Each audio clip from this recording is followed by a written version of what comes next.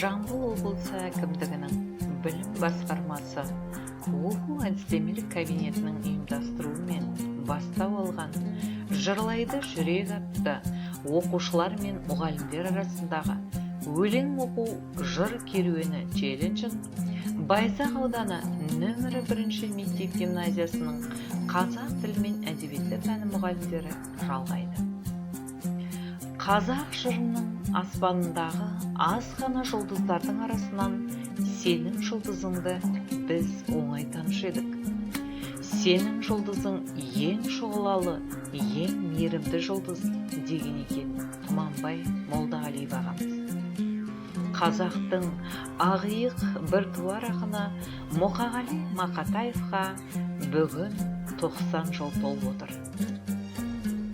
Қазақтың әйгілі ақыны Мұқағали Сүлейменұлы Мақатаев қазақ поэзия әлеміне шетсіз, шексіз кеңістік пен көз сүрінген биіктік әкелген ақын.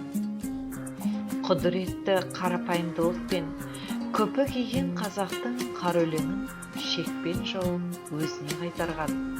Каусар сезім мен тояттамас көңіл, шалқыған шаттық пен мұңға тұнған махаббат, буырқанған шабыт пен сабырға көнбес сағыныш сыйлаған ақын.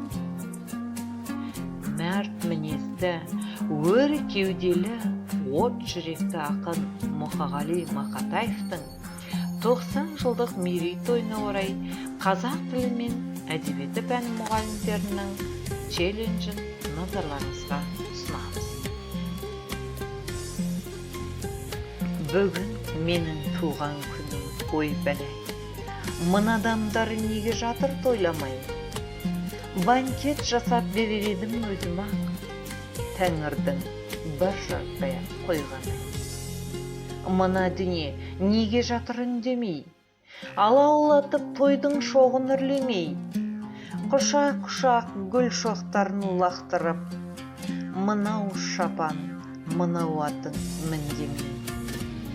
Мына жұртқа жақпадым әлденем, бекер өмір сүргенім бе әлдемен?